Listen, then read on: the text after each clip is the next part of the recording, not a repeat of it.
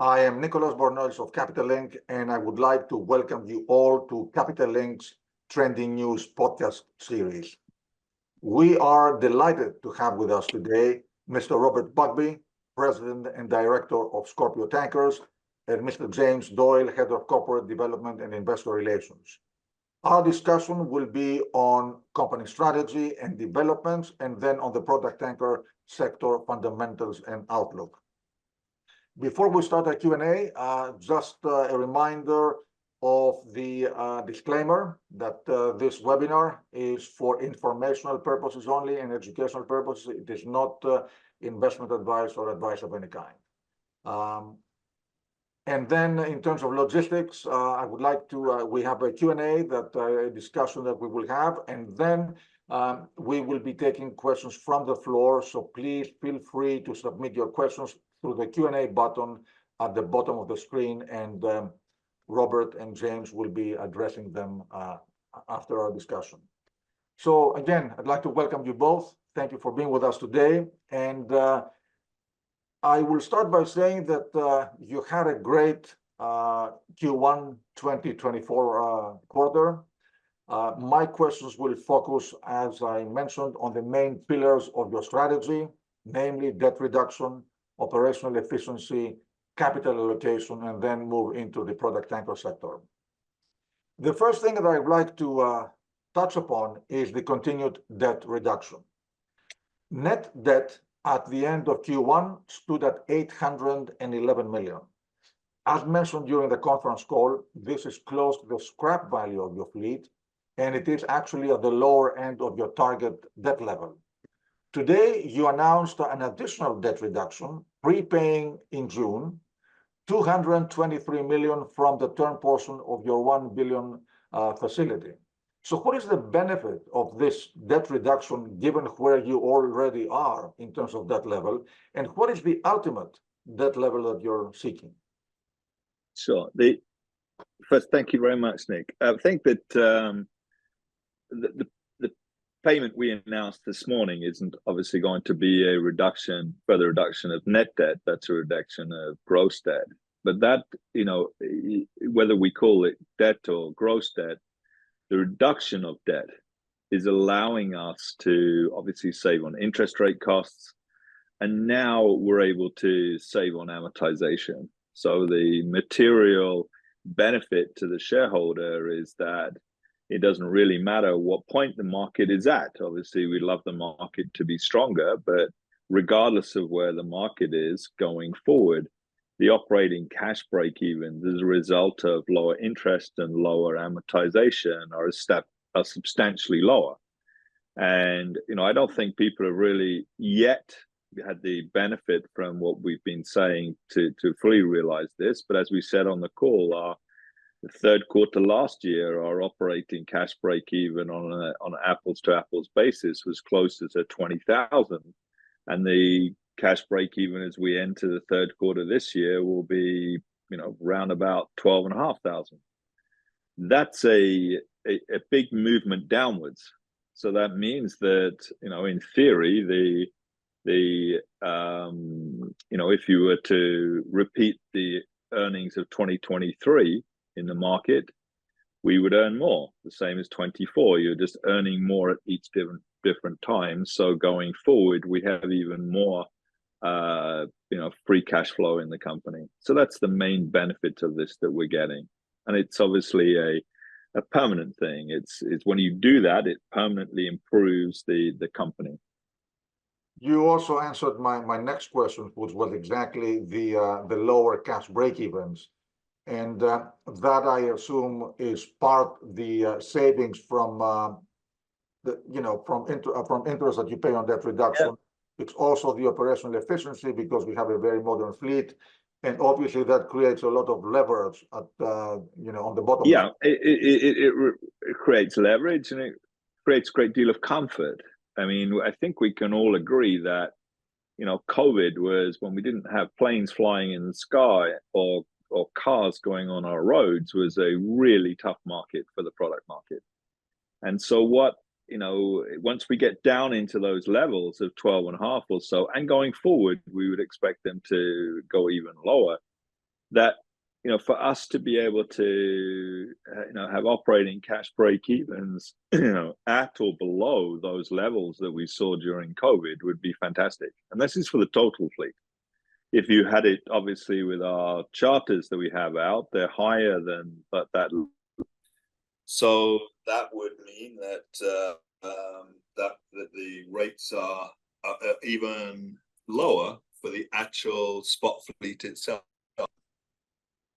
So I think that's fantastic. Absolutely. So now let's move into capital allocation. Actually, I assume that debt reduction will continue to be part of your capital allocation. We can talk about that as we go into this section of our discussion. Now, I will start with your share. Your share has been one of the best performing stocks in the tanker sector. Last Friday, you closed at a new high of $81. As we speak now, it's above 82. You started the year at $62.52, and now you are at 82. So while I realize that you cannot disclose NAV, I wanted to ask you, is there still a discount to NAV at current share price levels? That's a very, very, very subtle way of asking what is our NAV. So, we're not going to discuss what our NAV is. Obviously, yeah. I think that,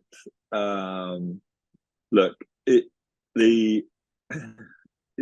the key underlying performance. Now, we can do things in terms of buying back stock or paying down debt or whatever to, let's say, finesse the value of the stock. But the real thing that's going to drive the stock even above NAV is going to be the combination of security of earnings, a lack of fear of a fall, and the actual earnings themselves. So I think that, what we've done with this debt reduction is taken a lot of the fear of a fall out. We've made, what we should have, if we were to do it in a different terms, is a better multiple at any point in the market. And I think that you're seeing signs that, that because of this unique situation that there is, the NAV itself may not be necessarily, the adequate or the right way of looking at it at this point in the market. But okay, we'll see. That's fair enough. The reason I was asking about the NAV, and we'll go into that, is because your capital allocation strategy has been skewed towards significant share repurchases. Sure. And we have, we've bought tremendous amounts of stock, for more than any of the other companies. But the calculation of stock is, is where you're trading at, against the intrinsic value, and the volume of stock there is there. And we haven't spoken about our buying points before, and we don't intend to do that again. So just to remind our listeners, I think, of the key figures, since January 1st of last year and through March 31, you have generated $1.3 billion in EBITDA and $777 million in adjusted net income.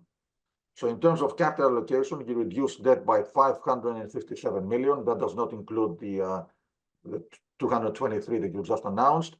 You paid $79 million in dividends, and you repurchased, as you mentioned, $490 million worth of shares. So in the conference call, you mentioned that you will continue to favor buybacks over dividends. And I wanted to ask you if you intend to continue with this strategy, or maybe given where the share price is today and where the company is today in terms of liquidity, robust balance sheet, and so on, whether you might change the mix. Well, I think, what we had said on the conference call is you need two parameters in terms of that. So we said that to the extent that there is a dislocation between NAV and stock price, that we would prefer to buy back stock than pay dividends, then increase dividends substantially. That doesn't mean that we're not going to, we're going to focus on we're focusing on anyway the renewable dividend. So you could see us do both. You could see us, raise the regular dividend as well. That depends on that matrix that's going on there. But what we're not going to do is go to these kind of big payout dividends. We're not going to go to dividend payouts that are dependent upon EPS or loan to value or any of those things. We simply just believe that that's not in the long-term interest of the shareholder. Thank you.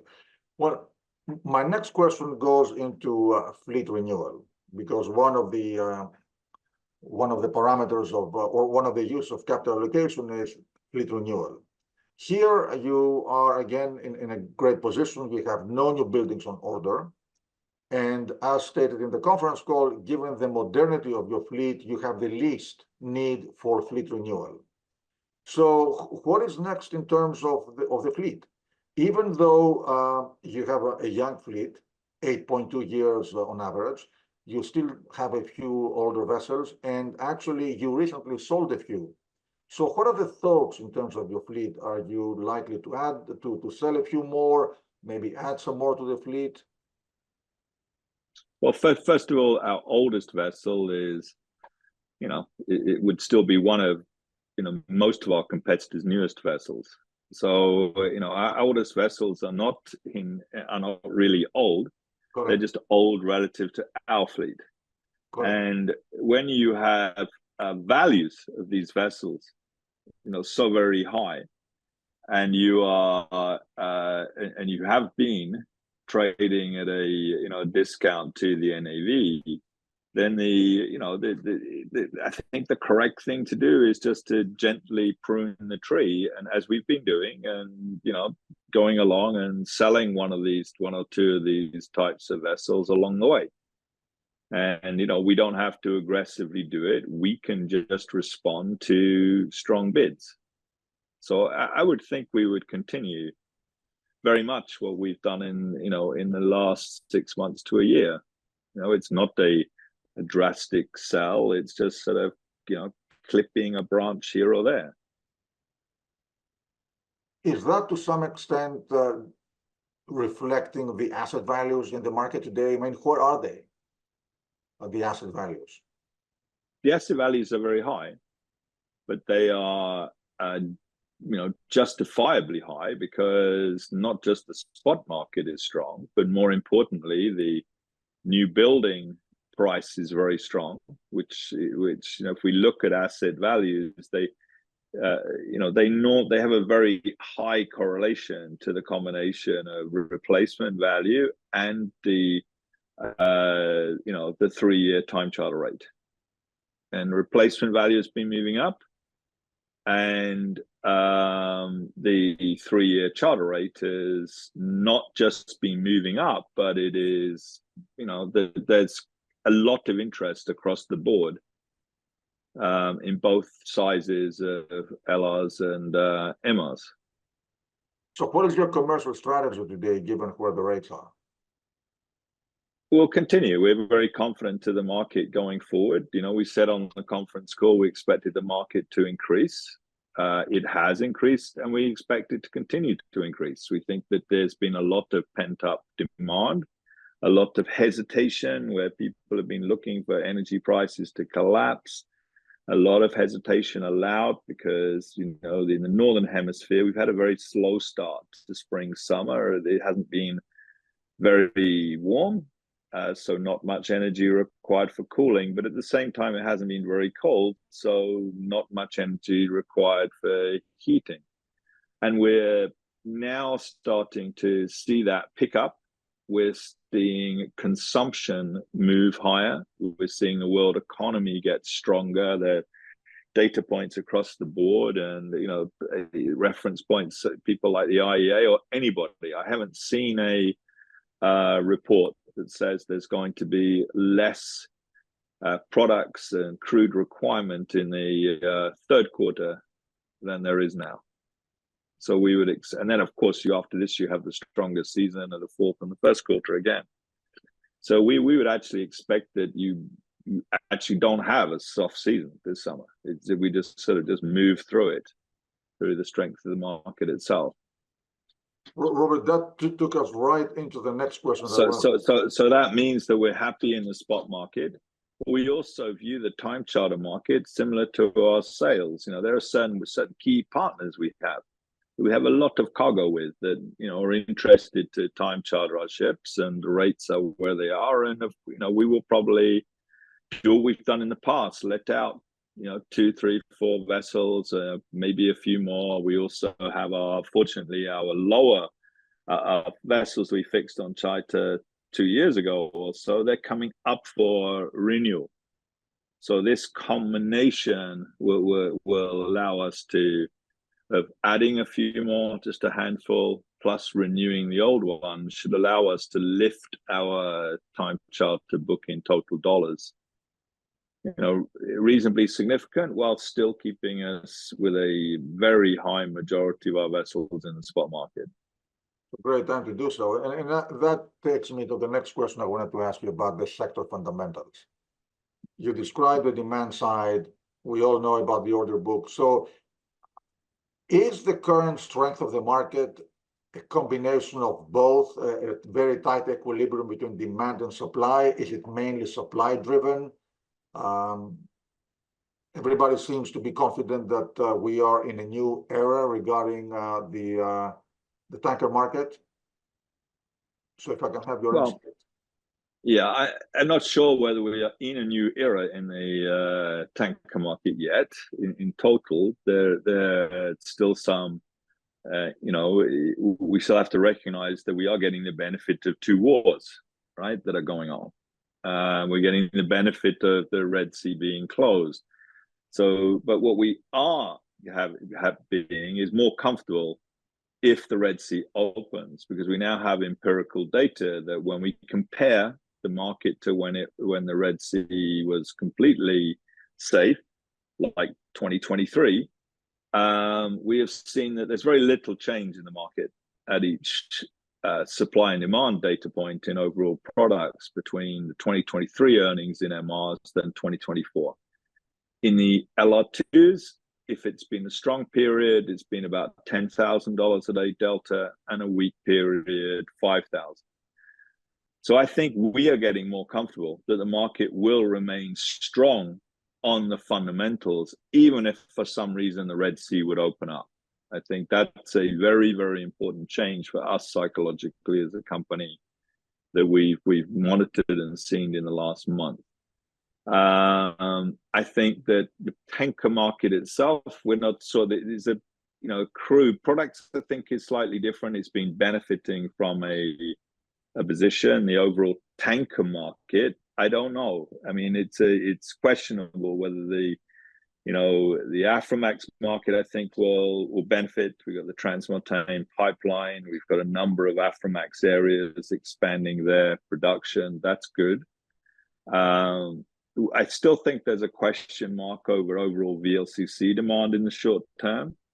We're not yet sure that OPEC itself may raise production come June, but the Middle Eastern countries of OPEC may not. They may just be leaving room in total for, you know, Brazil, Namibia, Guyana, the OPEC countries, plus the non-OPEC countries in their production, rather than lifting Saudi crude or Kuwaiti crude, etc. So we have to see that. Thank you. So I understand that geopolitics, especially the Red Sea, they play a role, but they are not a major factor in today's market strength. Can I not ask in the fundamental strength. No, they're just right at the margin at the top of the LR2 market. But otherwise, for the product market, it's not, doesn't really matter very much. So, what about sanctions? Are sanctions a factor in the market today? Yeah, I think sanctions are a factor because it's restricting the freedom of movement. It's creating extra ton miles elsewhere. It's creating some inefficiency in the market. All those things are positives. And we would expect sanctions to continue, even if there is some kind of peace, or if Ukraine are forced to a peace position at some time this year, we would expect the sanctions to continue. So, last question to ask you: what about regulation? I mean, how are you impacted in a way by the European EU ETS? How do you see the overall regulatory environment progressing in terms of decarbonization? James, you're a youngster benefiting for the future of this. Would you like to answer that?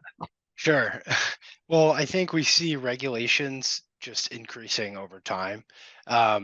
Yes, to the EU ETS. I think we're well prepared for that, operating an eco fleet.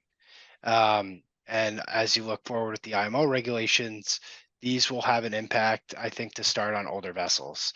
As we look forward, it's certainly impacted what type of ship you're going to order, what type of engine you're going to put on board. And there's still a lot of questions around what's going to be the preferred fuel, especially for us with where our vessels go. They go everywhere, and you need to be able to load that if it's ammonia, if it's hydrogen, you need to feel confident that that's going to be available. And right now it's not. So I think there's a lot of questions. I think we feel well positioned. And going forward, we'll be quick to follow. But right now we're in a great spot. Thank you. And I already factored in the questions I was asking you, those that came from the floor. We are approaching the end of our discussion, unless something else comes in. Robert, if I can remind you, in an earlier podcast we had, you had mentioned that the only thing that worries you is that there is nothing to worry about. So is this still the case? No, I think I would change that statement to the only thing that terrifies me, not worries, terrifies me now, is what I don't know about. I mean, it's really very strong, market environment. You've got, us all in the industry have managed to take this opportunity to deleverage. There are many classes of ship types that are putting pressure into shipyards. Shipyards have, able to get a lot of, price leverage in their negotiations, as well as payment term leverage in the negotiations. Plus, as James said, there's going to be this increasing environmental changes too. So at some point you're gone, and you have an aging fleet. Finally, the product tanker fleet is aging. I mean, we're actually now not talking about ships that are becoming 15 years old in the next year or two or three. It's ships that are going to come 20 years in the next year or two or three, and that's a mass that's proved in the history to be a much higher hurdle, even for crude oil. And in the product market, that's kind of a hurdle too far, I think. And so things are good, and that's what I would think at the moment. Well, I would like to thank you both for this very interesting, as always, podcast. Before we conclude, any final remarks from you, Robert, or you, James?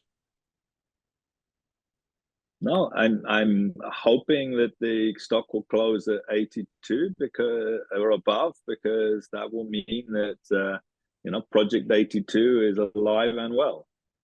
Well, the Project 82 exactly was for your stock to trade above 82. Right now, as we're closing our discussion, it is trading at 82.62.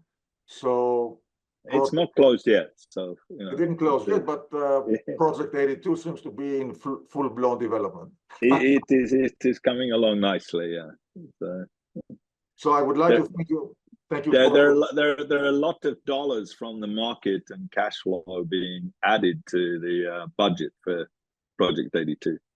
So, and that's what matters at the end of the day in shipping, is the actual rate structures and cash flow themselves.